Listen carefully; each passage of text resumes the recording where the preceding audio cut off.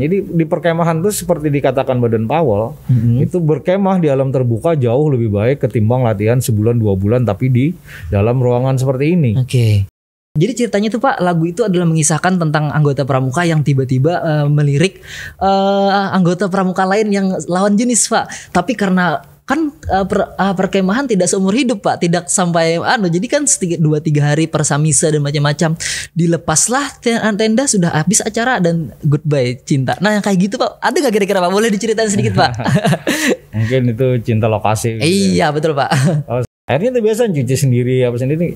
Jadi akhirnya dia bawa pakaian secukupnya saja. Di awal-awal memang dia kan orang kaya. Iya. Pakaian celana dalam deh, celana dalam terus selesai dibuang, baju kaos dalamnya selesai dibuang, bukan dicuci.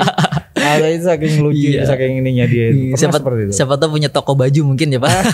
Iya anak orang kaya. Iya. Berarti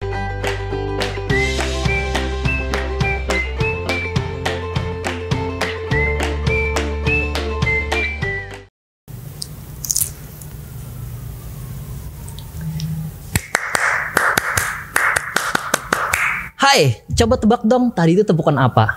Nah, kalau teman-teman yang menjawabnya benar, silahkan kalian tulis di kolom komentar.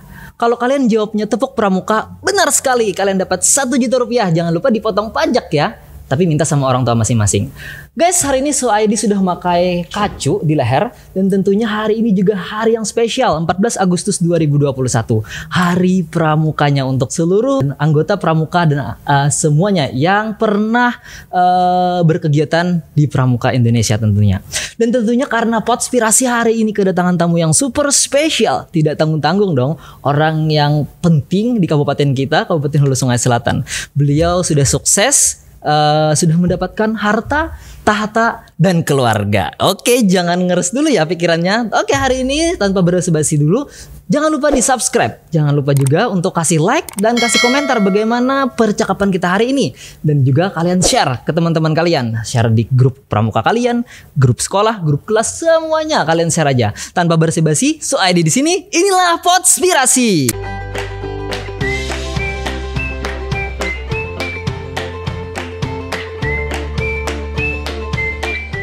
Halo Pak, Assalamualaikum. Waalaikumsalam warahmatullahi wabarakatuh. Salam pramuka. Salam pramuka Pak. Alhamdulillah hari ini kita bisa bertemu ya Pak. Alhamdulillah. Bapak Syamsuri Arsyad. Sebenarnya saya pengen mengenalkan, tapi kayaknya lebih afdol Bapak sendiri nanti mengenalkan.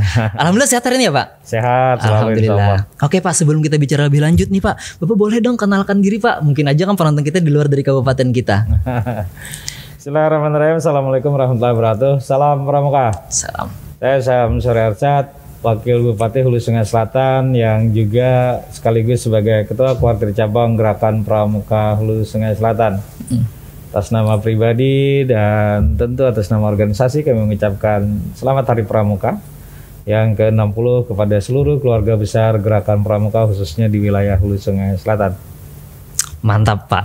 Pak, sebenarnya kan Bapak saat ini juga menjabat sebagai Kuarcap ya Pak? Ketua Kuartir Cabang. Ketua Kuartir Cabang, dan tentunya Bapak saat ini besar dan sukses dari pramuka, benar nggak Pak? Betul. Jadi saya memang dari awal merintis karir itu dimulai dengan aktif berorganisasi. Iya. Dan organisasi pertama saya di Kabupaten Hulu Sungai Selatan itu tahun 1992 adalah pramuka. Jadi pertama sekali saya masuk ke lingkungan Hulu Sungai Selatan secara luas itu di pramuka. Di pramuka berarti ya Pak.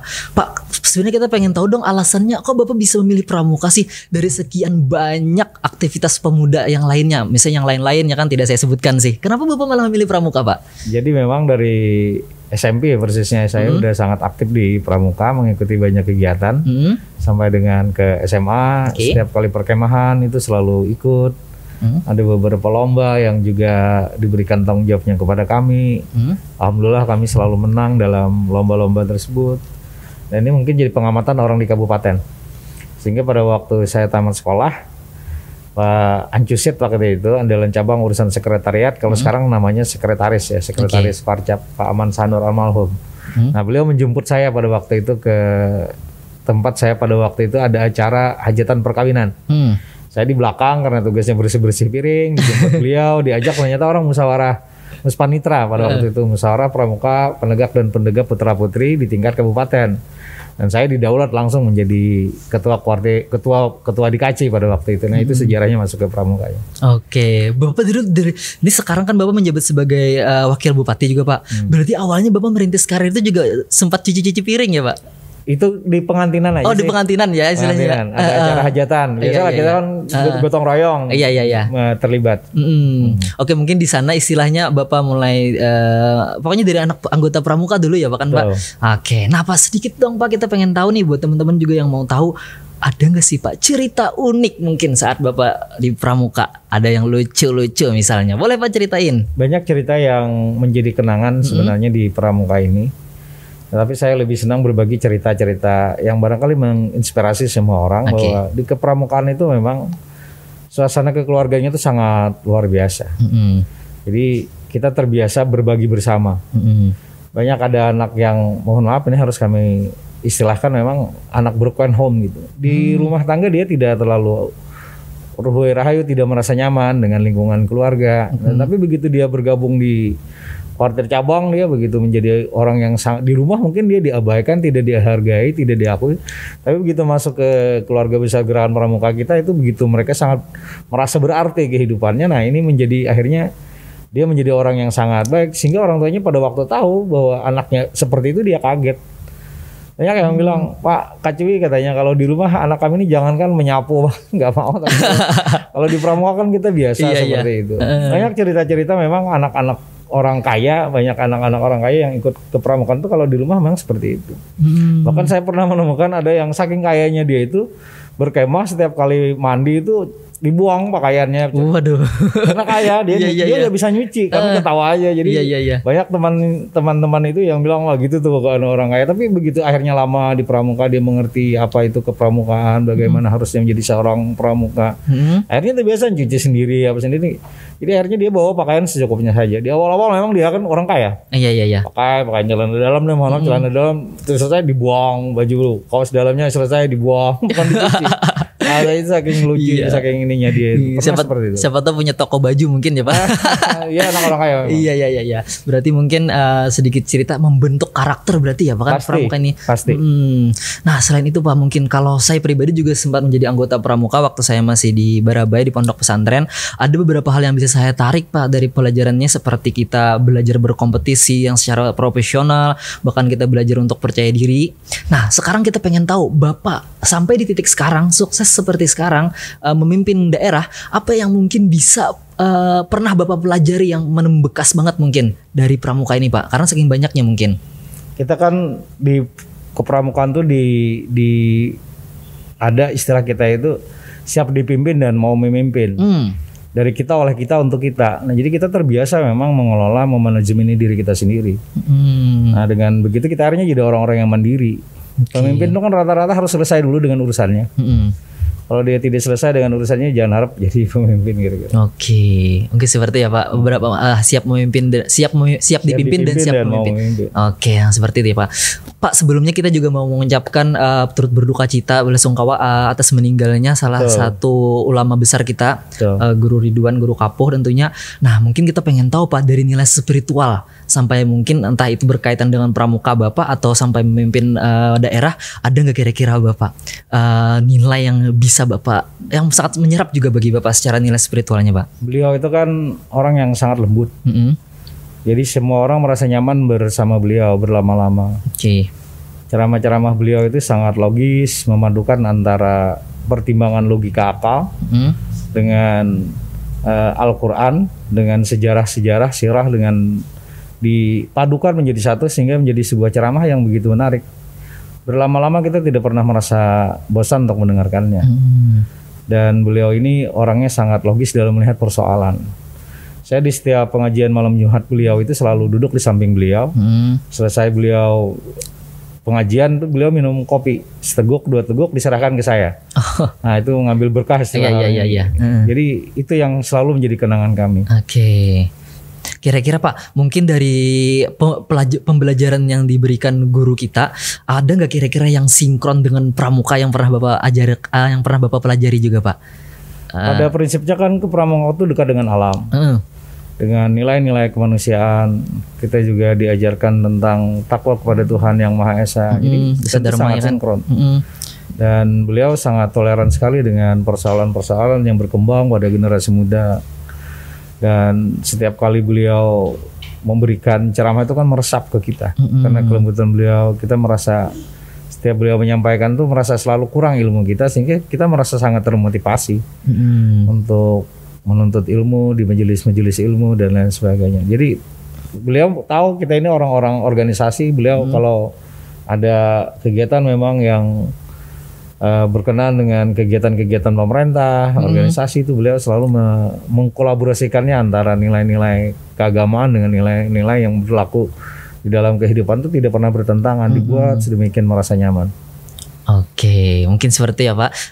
Nah sekarang teman-teman kita pengen tahu nih, Pak, Bapak tahu nggak ada satu lagu nih Pak yang diciptakan oleh anggota Pramuka juga. Nah mungkin sedikit kalau nggak salah judulnya itu adalah Sebatas Patok Tenda Pak.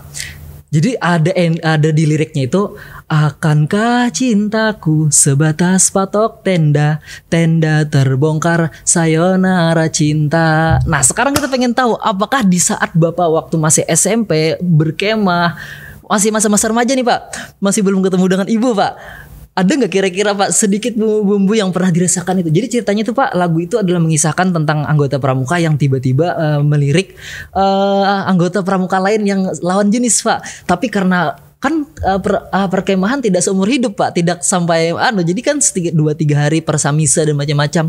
Dilepaslah tenda, sudah habis acara dan goodbye cinta. Nah yang kayak gitu Pak, ada nggak kira-kira Pak? Boleh diceritain sedikit Pak? Mungkin itu cinta lokasi. Iya betul Pak. Kalau saya tidak terlalu ini dengan suasana-suasana seperti itu, karena memang di Pramuka itu saya kan biasa mengurusi adik-adik. Jadi saya dalam setiap pekerjaan itu sangat fokus dengan apa yang harus saya kerjakan. Oke. Mungkin banyak lah cerita-cerita tentang persoalan ini, tapi saya tidak terlalu berfokus ke sana dalam berorganisasi. Oke. Dan alhamdulillah sekarang ketemu dengan cinta sejatinya ya Pak. Dan istri saya itu memang sebenarnya juga orang Pramuka. Orang Pramuka juga Pak. Pramuka. Tapi cinlok bukan? Karena ada kesamaan sih saya dengan istri saya itu kan, dia lahir tanggal 8 Agustus. Oh iya betul banget 8 Agustus ya Pak. Saya lahir 8 Agustus. Dia dulu ketua OSIS di SMA 2. Saya ketua OSIS juga di SMA 1. Dia anak terakhir, saya anak terakhir. Oke. Jadi banyak kesamaan itu aja. Oke, benar-benar kesamaan ya Pak. Akhirnya sama-sama. Ya. Akhirnya sama-sama serumah nih ya. Serumah. Dan nikahnya pun kami kan tanggal 8 Agustus. Jadi satu tanggal dengan 3 momen. Iya, tentunya kita sama-sama mengucapkan selamat ulang tahun kepada Bapak Syamsur Arsad dan Ibu, serta juga kita ucapkan selamat happy anniversary katanya Pak. Gitu ya kan Pak. Oke, jadi Pak kalau Bapak itu tanggal 8 Agustus kan, yuk kita ke pasar yuk. Terus kan waktu di pasar, kok kamu beli tas cowok, kok kamu beli gaun cewek, ternyata tukar-tukaran hadiah gitu ya Pak. Pokoknya kita ucapkan semoga Bapak tetap sehat selalu bersama keluarga ya Pak, dan bisa memberikan inspirasi juga kepada masyarakat kita dan khususnya kabupaten kita dan umumnya untuk Indonesia Pak. Nah kita balik lagi ke Pramuka nih Pak. Mungkin sedikit saya sering ketemu dengan yang namanya, saya juga pernah melatih Pramuka walaupun tidak jago-jago amat sih Pak, tapi saya pernah ketemu yang dimana hari pertama kita tuh banyak kumpul anggota tuh, hari kedua ketiganya kok malah berkurang. Alasannya gini Kak, dia dimarahi orang tuanya Kak. Nah sekarang Bapak mungkin yang penonton ini ada juga yang kalangan orang yang punya anak dan anaknya mungkin suka Pramuka. Ada nggak kira-kira himbauan Pak untuk orang-orang yang alasannya sakit lah macam-macam, takut hitam lah macam-macam. Nah hal yang seperti itu Pak mungkin bisa kita sampaikan sama-sama Pak. Kelemahan di kita organisasi Pramuka ini kan melatih terlalu massal. Mas saya satu orang pembina melatih sampai 30 orang, 40 orang, apalagi sampai 100, 200 kan nggak mungkin. Nah tentu banyak nilai positif yang didapat melalui kegiatan kepramukaan. Tetapi kita juga selama ini terlalu menampilkan kegiatan tepuk tangan, nyanyi. Kalau berkemah biasanya kesurupan. Itu kan yang kita tampilkan pulang dari rumah, peralatan bukan pancinya penyok dan lain sebagainya. Jadi di sekolah meja yang dipinjam rusak dan sebagainya. Kita terlalu banyak memang yang negatifnya yang kita tampilkan.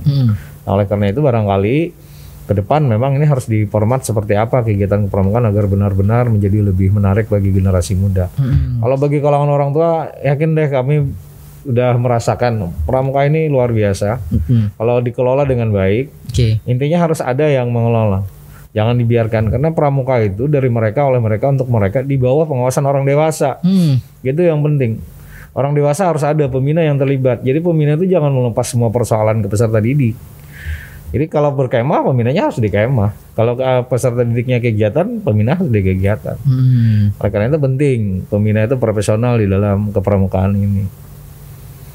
Oke, begitu ya Pak. Nah, buat teman-teman mungkin ini sedikit gambaran bahwasanya pramuka memang harus ada pendamping juga orang dewasa mungkin ya Pak yang berpengalaman, entah yang dulunya anggota pramuka sekarang berubah jadi pembina ya kan gitu Pak. Semoga dan juga ini akan menjadi sepak terjang yang berikutnya untuk melanjutkan rantai yang berikutnya, anak-anak muda berikutnya. Tapi Pak sedikit Pak, saya pengen menyanggah sedikit. Dulu saya lupa tahun berapa, pernah ada satu kasus, kita sebut aja ini, saya tidak bisa mengatakannya, ada satu video yang tidak senonoh Pak. Di video itu orang itu memakai baju pramuka yang ada lambangnya, tidak hanya ya kainnya aja tapi ada lambangnya Pak. Nah ini sedikit yang memiriskan Pak untuk bangsa kita. Nah sekarang seandainya orang itu ketemu Bapak, apa yang akan mungkin Bapak lakukan? Nasihati, marahi atau bagaimana mungkin Pak? Maksudnya gimana? Jadi ada sedikit kasus viral dulu Pak, viral di media sosial kalau nggak salah. Dia melakukan jadi pembina gitu ya? Bukan, dia itu bikin video dengan baju pramuka, tapi tidak menutup aurat alias terbuka bagian itu. Saya tidak bisa bilang ya Pak. Nah hal yang seperti itu Pak, itu kan disengaja oleh dia. Sekolah itu kan ada yang mewajibkan baju seragam pramuka setiap hari apa gitu kan. Jadi belum tentu dia juga menjadi anggota gerakan pramuka. Kan sekolah kan mewajibkan. Oke. Jadi kalau memang seperti itu ya tidak bisa tentu kita hindari. Kalau ketemu dia paling saya bisa menasehati. Kalau tadi ditanya namanya, saya nasihati jangan lagi kan. Setiap orang kan punya salah. Itu masalah. Kesalahan-kesalahan kan bisa, siapa tahu dia ke depan bisa lebih baik. Istilahnya mungkin kita rangkul ya kan Pak, kita arahkan bagaimana yang lebih baik lagi. Nah nice banget nih Pak. Sebelum pertanyaan terakhir nih Pak, saya pengen tahu nih, seandainya Bapak sudah memimpin Indonesia nih, sudah punya privilege untuk memimpin Indonesia dan kita berfokus kepada pramuka Pak.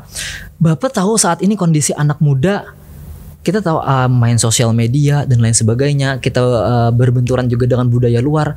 Bapak pengen kita lepaskan dulu pandemi saat ini, kita lepaskan dulu pandemi dan dana pun juga ada. Bapak pengen mengadakan acara apa Pak untuk seluruh Indonesia anak muda? Kira-kira yang paling membekas untuk anak muda yang perlukan saat ini Pak? Kepramukaan itu kan pada prinsipnya adalah pembentukan karakter. Jadi yang terpenting itu bagaimana kegiatan-kegiatan ini yang kita lakukan semua itu hanya alat. Tujuannya kan untuk membentuk manusia Indonesia yang berbudi pekerti luhur, memiliki kecerdasan, keterampilan dan seterusnya itu.